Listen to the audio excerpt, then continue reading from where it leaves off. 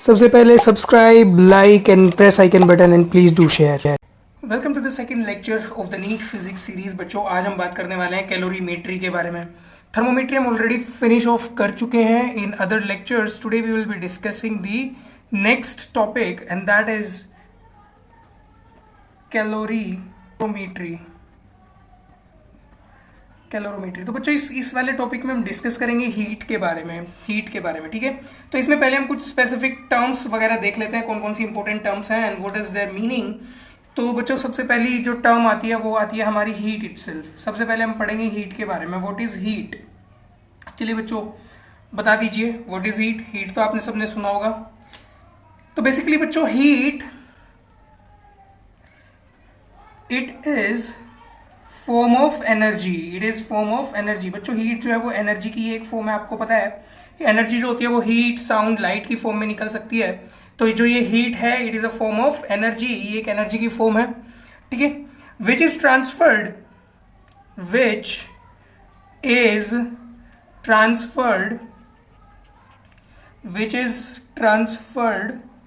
From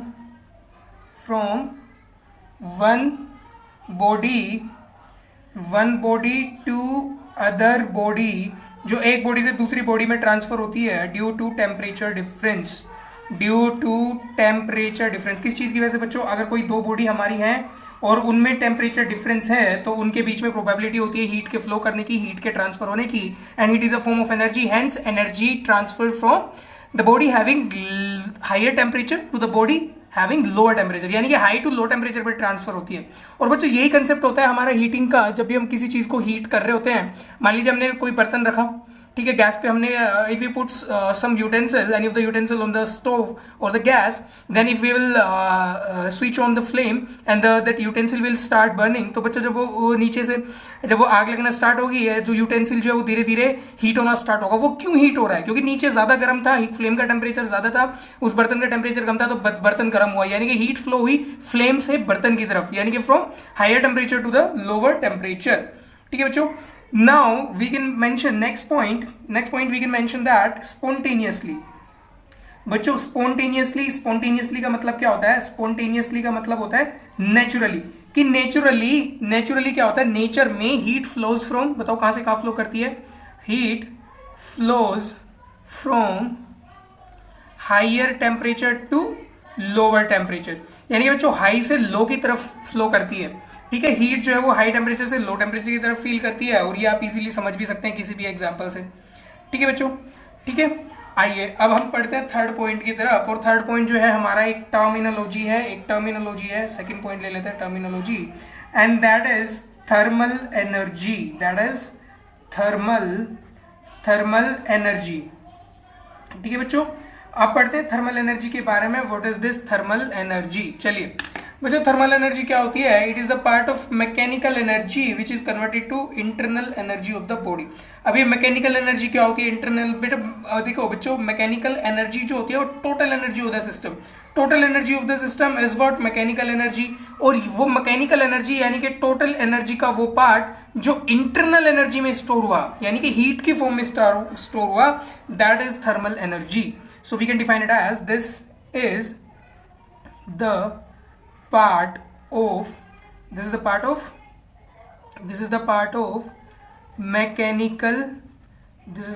of mechanical energy which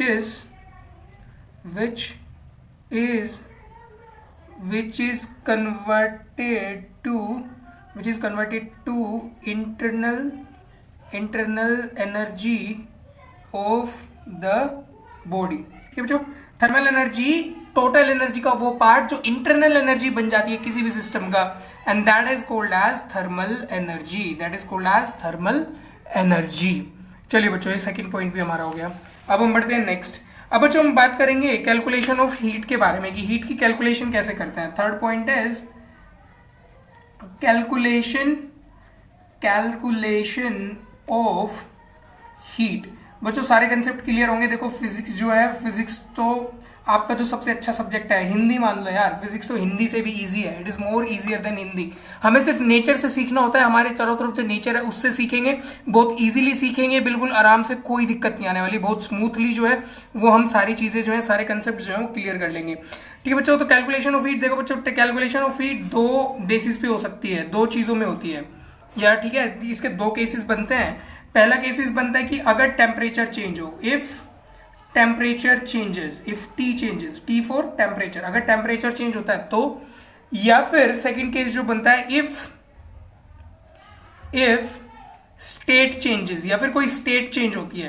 ठीक है बच्चों, अगर स्टेट चेंज होती है तो बच्चों जब टेम्परेचर चेंज होता है, टेम्परेचर चेंज होता है तो वहां पर हम यूज करते हैं, एक टर्म यूज करते हैं, that is specific heat, specific heat. ठीक है बच्चों, और ये specific heat it is the amount of heat which increases temperature by 1 degree Celsius of 1 gram mass। ठीक है बच्चों, किसी भी सब्सटेंस की स्पेसिफिक हीट क्या होगी, किसी भी सब्सटेंस की स्पेसिफिक हीट वो होती है जो उस सब्सटेंस के 1 ग्राम मास का, यानी कि मान लो अगर मैं इस पेन की स्पेसिफिक हीट की बात करूं तो इस पेन के 1 ग्राम मास को 1 डिग्री सेल्सियस टेम्परेचर रेज करने में जो हीट यूज होती है, that is called as specific heat. यानी कि बच्चों अगर हम वाटर की बात करें तो वाटर की 3 फॉर्म हो सकती है, वाटर की 3 फॉर्म होती है, एक होती है वाटर, ठीक है, एक होती है आइस एंड एक होती है स्टीम।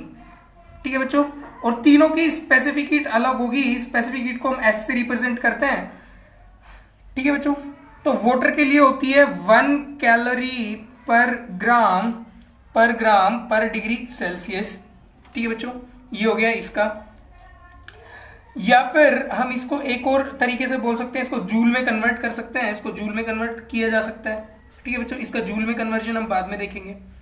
ठीक है, अगर हम आइस की बात करें तो आइस के लिए हम बात करते हैं, इट इज 0.5 कैलोरी पर ग्राम पर डिग्री सेल्सियस। और अगर स्टीम की बात करें, for steam it is 0.47 calorie per ग्राम पर डिग्री सेल्सियस। और आप लोगों को एक चीज अच्छे से पता है, और वो ये कि 1 calorie is equal to 4.2 joule. ठीक है बच्चों, 4.2 जूल के इक्वल होती है। तो हम इसकी एक और यूनिट कन्वर्जन कर सकते हैं, इसको अगर जूल एंड केजी में कन्वर्ट करें तो ये आ जाएगा 4200 जूल पर केजी पर डिग्री सेल्सियस। ये आ जाएगा 2100 जूल पर केजी पर degree Celsius. And this will be, इसको भी हम चेंज कर सकते हैं। ठीक है बच्चों, 4.27 से मल्टीप्लाई कर देंगे तो कुछ ना कुछ तो आंसर आएगा। ठीक है, it will be around 2000 joule पर केजी पर डिग्री सेल्सियस। तो दिस इज स्पेसिफिक हीट, और इसकी यूनिट आप देख सकते हैं जूल पर केजी पर डिग्री सेल्सियस या फिर कैलोरी पर ग्राम पर डिग्री सेल्सियस। ये दो यूनिट हम यूज करते हैं और इनका कन्वर्जन आप आसानी से कर सकते हैं। तो बच्चों हीट को कैसे डिफाइन करते हैं, देखिए तो इसमें हीट का कैलकुलेशन कैसे करते हैं, अगर टेम्परेचर चेंज होता है वो हम नेक्स्ट पेज पे कंटिन्यू करेंगे। ठीक है, अभी चलिए इस पे कंटिन्यू करते हैं, नेक्स्ट पेज पे विल कंटिन्यू। ठीक है बच्चों, तो हीट को कैसे डिफाइन करेंगे, Q will be if temperature changes.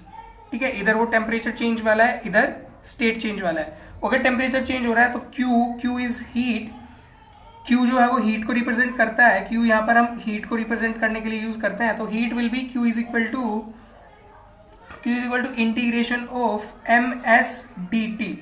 Here m is the total mass taken, s is the specific heat of that substance, specific heat, and dt is the temperature change, तो बच्चों देखो actual में होता क्या है, मान लीजिए हमारे पास 20 ग्राम मास है। ठीक है, for suppose it is 20 gram and change in temperature also 20 degree Celsius. और हमारे पास स्पेसिफिक हीट होती है कि 1 ग्राम मास का 1 डिग्री सेल्सियस से अगर टेम्परेचर रेज करे तो वो हीट। तो अगर टोटल मास 20 ग्राम है तो 20 से मल्टीप्लाई किया, और टोटल अगर 20 डिग्री से हमें रेज करना है तो 20 डिग्री से भी मल्टीप्लाई करना पड़ा, तो टोटल हीट का फॉर्मूला बन जाता है ms डेल्टा T, यानी कि change in temperature. This is the heat of formula of heat, this is the formula of heat when temperature is change, जब टेम्परेचर चेंज होता है। ठीक है बच्चों, लेकिन हमारे पास दूसरा जो हमारा पॉइंट था, हम वापस से पहले वाले पेज पे आ जाते हैं। दूसरा जो हमारा पॉइंट था, हमारा दूसरा पॉइंट था जिसमें हमारा स्टेट चेंज हो रहा है। अब बच्चों जो स्टेट चेंज होता है, स्टेट चेंज देखो स्टेट चेंज कैसे होगा। सबसे पहली चीज, स्टेट चेंज होता है कांस्टेंट टेम्परेचर पे। स्टेट चेंज, जब भी स्टेट चेंज होता है तो टेम्परेचर जो है वो कांस्टेंट रहता है। टेम्परेचर कांस्टेंट क्यों रहता है बच्चों? क्योंकि जितने टाइम में स्टेट चेंज होता है उस टाइम में जो हम हीट देते हैं, किसी भी सब्सटेंस को हीट जो देते हैं, वो हीट उसके मॉलिक्यूल्स के बीच के फोर्स ऑफ अट्रैक्शन को ब्रेक करने में यूज होती है और टेम्परेचर रेज करने में यूज नहीं होती। इसलिए जितनी भी हीट हमने दी वो उनके बीच का फोर्स ऑफ अट्रैक्शन ब्रेक करने में यूज हो जाती है। इसलिए टेम्परेचर जो है कांस्टेंट रहता है, टेम्परेचर बढ़ता नहीं है। बच्चों अगर आप देखोगे कभी, अगर आप अपने पाम पे कोई आइस क्यूब रख के देखो, एक अपने हथेली पर एक आइस का पीस रखो और अगर उसको आप मेल्ट होने दोगे तो जब तक वो आइस पूरा मेल्ट नहीं हो जाता तब तक उसके मेल्ट होने से जो पानी बनता है, वाटर बनता है, उसका टेम्परेचर इंक्रीज नहीं होगा। तो हीट कहाँ गई बच्चों? वो हीट जाती है आइस के इंटरमोलिकुलर फोर्स जो था वाटर के मोलिक्यूल्स के बीच में, उनको ब्रेक करने में और उसकी स्टेट चेंज करने में। उसको आइस से वाटर बनाने में हीट यूज जा रही है और टेम्परेचर चेंज नहीं होता। And that heat is called as latent heat, और इसीलिए उस लेटेंट हीट को हिडन हीट भी बोलते हैं। That is latent heat and that is also called as hidden heat. इसका दूसरा नाम होता है हिडन हीट। ठीक है बच्चों, it is represented by L, और ये भी तीनों के लिए अलग अलग होती है। ठीक है बच्चों, तो हमारे पास दो कन्वर्जन आएंगे। देखिए दो फेज कन्वर्जन आएंगे, या तो वोटर और आइस, ये चेंज आएगा और ये किस पे होता है? 0 डिग्री सेल्सियस पे। ठीक है, और बच्चों इस चेंज के लिए, वाटर टू आइस चेंज के लिए लेटेंट हीट जो होती है दैट इज 80 कैलोरी पर ग्राम। ठीक है, 1 ग्राम को स्टेट चेंज करने के लिए 80 कैलोरी चाहिए। चाहे वो वाटर से, जब वो वाटर से आइस बनता है या आइस से वाटर बनता है तो हीट चेंज जो होगा वो 80 कैलोरी पर ग्राम होगा। ठीक है बच्चों, अगर वाटर से आइस बन रहा है मतलब हीट रिलीज होगी, और अगर आइस से वाटर बन रहा है तो हीट कंज्यूम होगी। यानी कि चेंज तो 80 का ही आएगा, चाहे कंज्यूम हो चाहे रिलीज हो। बच्चा दूसरा कन्वर्जन जो आता है वो आता है वाटर और स्टीम के बीच में। और वाटर और स्टीम के बीच में आप लोग को अच्छे से पता है कि वाटर और स्टीम के बीच का टेम्परेचर, बताओ कितना होता है? फेज कन्वर्जन कितने डिग्री सेल्सियस पे होता है? What is boiling point? 100 degree Celsius. तो इसकी जो लेटेंट हीट आएगी that L will be equal to 540 calorie per gram, और इसको जूल में भी कन्वर्ट कर सकते हैं बच्चों, और इसको भी जूल में कन्वर्ट कर सकते हैं, जूल केजी वाली यूनिट में। यानी कि सिमिलरली, और इस वाली यूनिट में कन्वर्ट करने के लिए किससे मल्टीप्लाई करेंगे? 4.2 इंटू 10⁻³ से मल्टीप्लाई कर देते हैं तो ये वाली यूनिट आ जाती है। 4.2 से क्यों मल्टीप्लाई किया? क्योंकि 1 कैलोरी में कितने जूल होते हैं? 4.2 जूल। और ये पर ग्राम था, ग्राम को केजी में कन्वर्ट करने के लिए अगर 1000 से डिवाइड करेंगे, ये ग्राम ऑलरेडी डिवीजन में है तो 1000 मल्टीप्लीकेशन में चला जाएगा, इसलिए 10⁻³ से मल्टीप्लाई कर दिया। That is how we have to do the unit conversion. तो बच्चे ये हो गया लेटेंट हीट के बारे में और उन सब चीजों के बारे में। ठीक है बच्चों, तो यानी कि हमने लेटेंट हीट को डिफाइन कर दिया, और इस वाले स्टेट चेंज के लिए हीट क्या होगी? Total mass into latent heat for that conversion, and that is heat given for state change. तो बच्चों ये दो फॉर्मूले याद रखने हैं, ये जब टेम्परेचर चेंज होगा, और ये कब? जब स्टेट चेंज होगा। ठीक है बच्चों, चलिए आगे बढ़ते हैं, आगे बात करते हैं। नेक्स्ट जो हमारी टर्म आती है वो है थर्मल कैपेसिटी। थर्मल कैपेसिटी, इस थर्मल कैपेसिटी को रिप्रेजेंट करते हैं C से। It is represented by letter C। देखो बच्चों थर्मल कैपेसिटी क्या होती है? थर्मल कैपेसिटी होती है total heat C is equal to total heat, जितनी हीट सप्लाई की है, divided by total change in temperature, यानी कि Q/ΔT। और जिसको देखो आपने अभी अभी पढ़ा कि जब हम हीट की कैलकुलेट करते हैं तो Q क्या आता है? MS/dt, यानी कि ΔT, MS/ΔT। यहाँ पर ये M क्या था? मास। S क्या था? Specific heat of that substance. ΔT was change in temperature, this was change in temperature, और ये Q क्या था? Total heat given, heat supplied.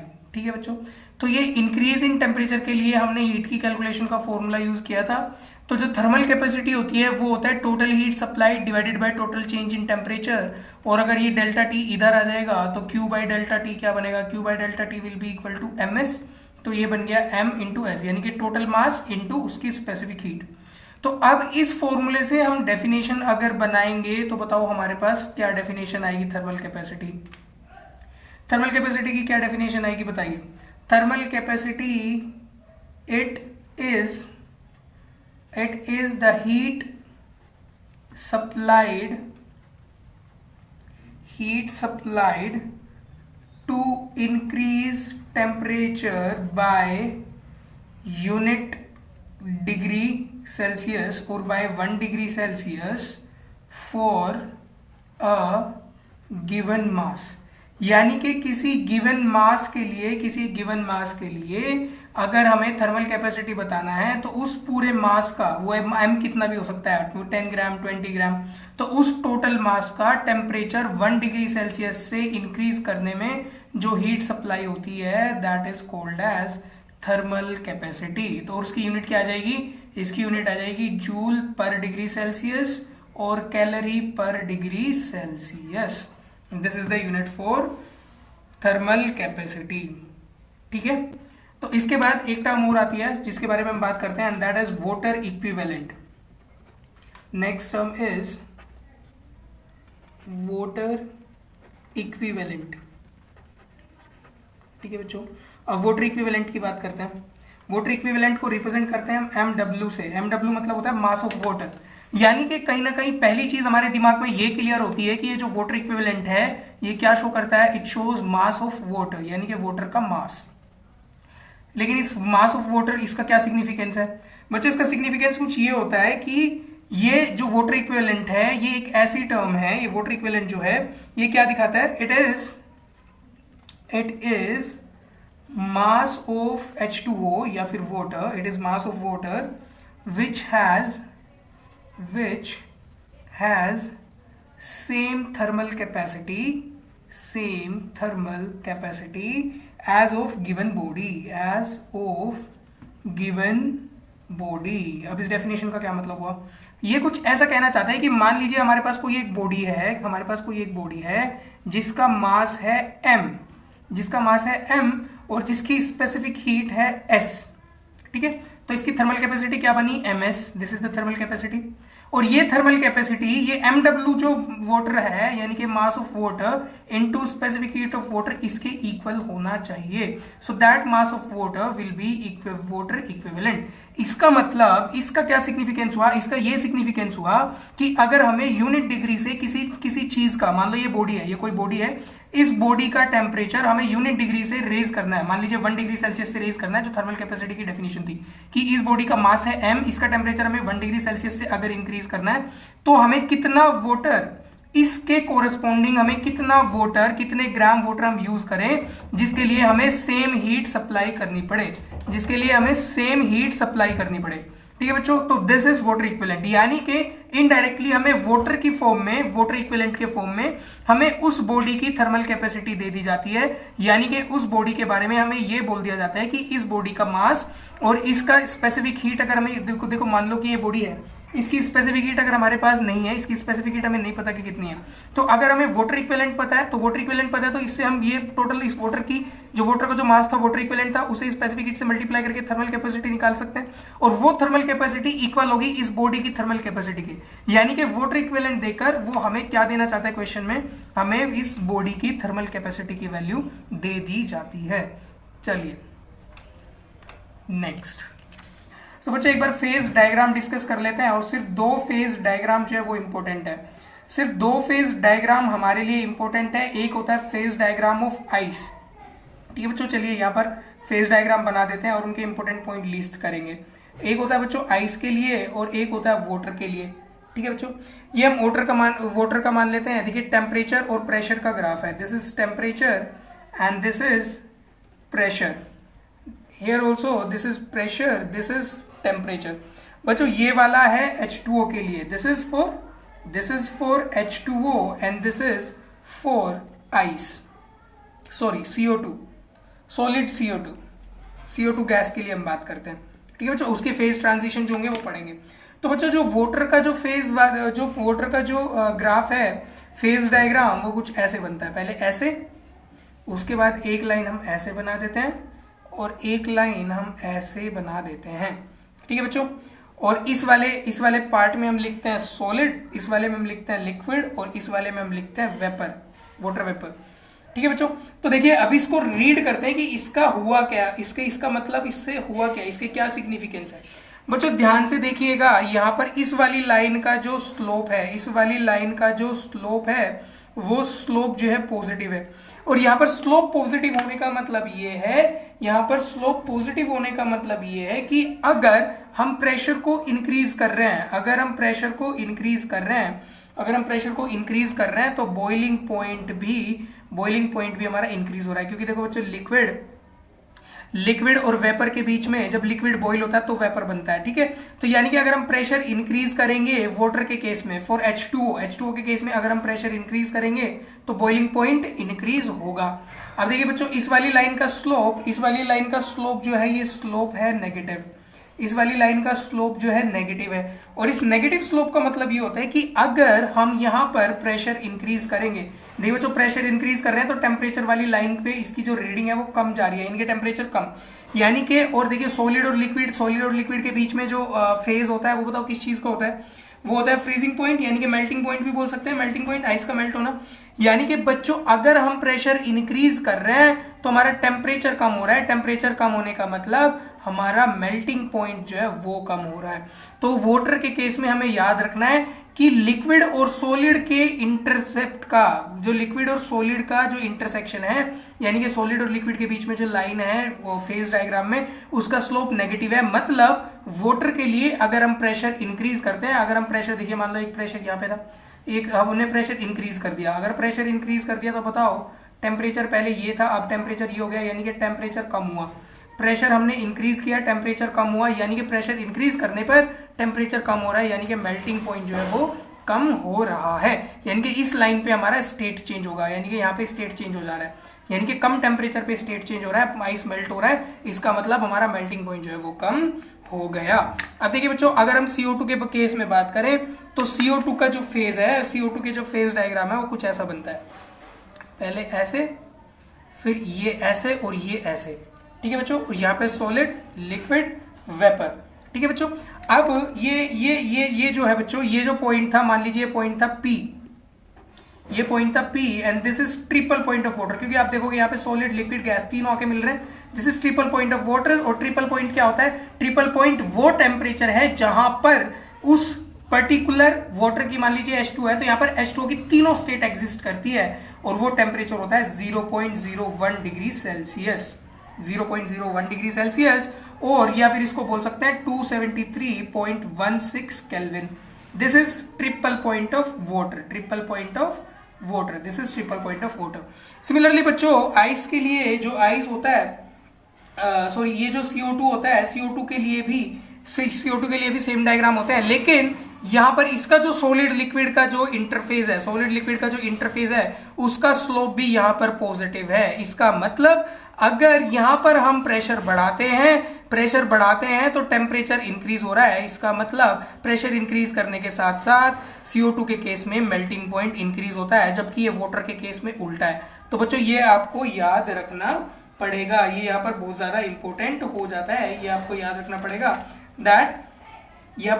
पड़ेगा कि अगर ये जो सॉलिड और लिक्विड वाला फेज डायग्राम में सॉलिड और लिक्विड का जो इंटरफेस है वाटर के लिए उसका स्लोप होता है नेगेटिव, लेकिन CO2 के केस में उसका स्लोप होता है पॉजिटिव। और सिमिलरली ये जो टेम्परेचर है, ये जो पॉइंट है यहाँ पर, मान लीजिए पॉइंट है P and this is triple point of CO2, ये बच्चों होता है ट्रिपल पॉइंट ऑफ CO2, यानी कि ये एक वो पॉइंट है जहां पर कार्बन डाइऑक्साइड की तीनों स्टेट एग्जिस्ट करती है, सॉलिड, लिक्विड एंड वेपर, तीनों स्टेट एग्जिस्ट करती है।